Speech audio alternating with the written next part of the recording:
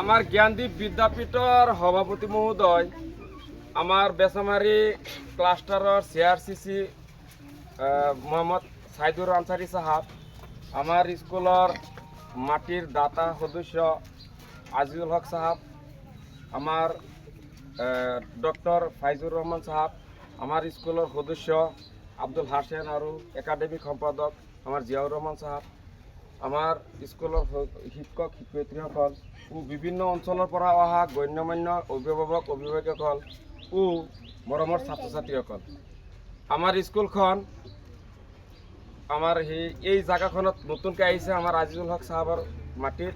আগতে আমাৰ নুৰুজ্জামান আহমেদৰ সাহাবৰ মাটিত স্কুলখন প্ৰতিষ্ঠিত হৈছিল 2008 চনত। ইয়াৰ পিছত এতিয়া এইবাৰ পৰা ইয়াত আমাৰ স্কুলখন আৰম্ভ হৈছে। গতিকে আজি আমাৰ স্কুলখনৰ ওপেনিং ডে হিসাবে, আমাৰ স্কুলখনৰ আৰম্ভণিৰ প্ৰথম দিন হিসাবে আজি স্কুলখন ইয়াত আৰম্ভ কৰিবলৈ ওলাইছোঁ 2024 বৰ্ষৰ এপ্ৰিল মাহৰ প্ৰথম দিনা। গতিকে আজি স্কুলৰ এই ওপেনিং ডেৰ শুভক্ষণত এখনি ফুলাম গামোচাৰে আমাৰ সভাপতি আব্দুৰ ৰাকিব সাহাবক সম্বৰ্ধনা জনাবৰ কাৰণে আমাৰ দিলদাৰ হক সাহাবক অনুৰোধ জনাইছোঁ। ইয়াৰ পিছত আমাৰ সিআৰসিসি আমাৰ সাইদুৰ ৰহমান আনসাৰি সাহাবক আয়েশা খাতুনক সম্বৰ্ধনা জনাইছোঁ। ইয়াৰ পিছত আমাৰ এমএলএৰ ৰিপ্ৰেজেন্টেটিভ হিসাবে আমাৰ মহিলা মোৰ্চাৰ সভানেত্ৰী AIUDF দলেৰ সভানেত্ৰী আমাৰ আসমা ৰহমানক এখনি ফুলাম গামোচাৰে সম্বৰ্ধনা জনাবৰ কাৰণে নুৰজাহান বেগমক অনুৰোধ জনাইছোঁ। এতিয়া আমার এই ধার মুকলি করা হব। এই ধার মুকলি করিবার কারণে আমার সভাপতি আর আমার সিআরসিসি দুইজনকে মই অনুরোধ জানাইছি। দুজনে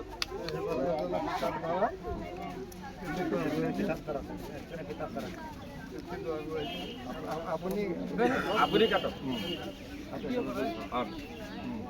সকলোৱে হাত চাপৰি দিব।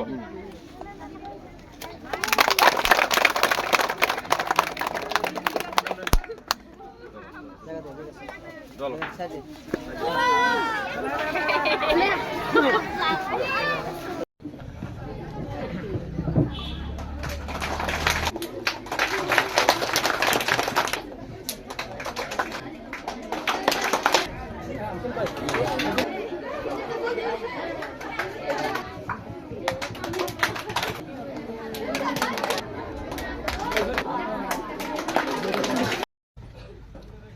ডাইশ টকাৰ পিছত আমি নতুনকে স্কুলৰ যেহেতু 2020 চনত ৰাষ্ট্ৰীয় শিক্ষানীতি নতুনকে আহিছে। নতুন ৰাষ্ট্ৰীয় শিক্ষানীতি মতে সকলো শিক্ষা অনুষ্ঠানতে ক্লাছ 6ৰ পৰা ইংৰাজী মাধ্যম কৰিব দিছে আৰু হায়াৰ ছেকেণ্ডাৰীত সায়েন্স আৰ্টছ কমাৰ্চ যোনে যিটো পঢ়ে সেইটো পঢ়িব পাৰিব। তাৰ কাৰণে আমি এই বছৰৰ পৰা আর্টসর লগতে সায়েন্স আর কমার্স দুইটা স্ট্রিম খুলিবার কারণে চেষ্টা করি আছো। আমার অফিসিয়াল ভাবে আমার এইখিনি যোগাযোগ হয়েছে। আরো আমার স্কুলত আরো একটা সপোন যে বেসামারি অঞ্চলত ডিগ্রি কলেজ নাই। টুকটুকি মৈরামারি ঢিঙত ঢাপলি মেলি যাব লাগে, আমার লড়া ছোৱালীয়ে কষ্ট করে যায়। তার কারণে আমি এইবার ভাবিছো যে আমার এই স্কুলখনত ডিগ্রি কলেজের কারণে চেষ্টা করিম, ডিগ্রি কলেজ প্রতিষ্ঠা করিবার কারণে এই সেন্টারটো আমার নতুনকে স্টাডি সেন্টার হিসাবে আরম্ভ থাকিব। তার পিছত আমি করিম এইখিনি। গতিকে আমি সেইখিনি চিন্তা চর্চা কৰি আছো। আপোনালোকে সহায় সহযোগ কৰিব। আমাৰ স্কুলেৰ যেহেতু ডাইশ আছে, গতিকে যিসকল আমাৰ সিআৰসিসি ছাৰে কৈছে, আমাৰ মুখ্য অতিথিয়ে কৈছে যে ডাইশ নাথাকিলে, পেন নাম্বাৰ নাথাকিলে সেই স্কুলখনৰ বিৰুদ্ধে এফআইআৰ বিভাগীয়ভাৱে এফআইআৰ হ'ব। তাৰ স্কুলেৰ কমিটিৰ মানুহক হয়তো শিক্ষকসকলকো তাৰ কাৰণে কৈফত তলব কৰিব পাৰে। গতিকে আমি যাতে ডাইশ নথকা স্কুলত কোনেও যাতে এডমিশন নিদিওঁ, রেকর্ড নথকা স্কুলত যাতে এডমিশন নিদিওঁ, এনেকুৱা চিন্তা কৰিব লাগিব বৰ্তমানে।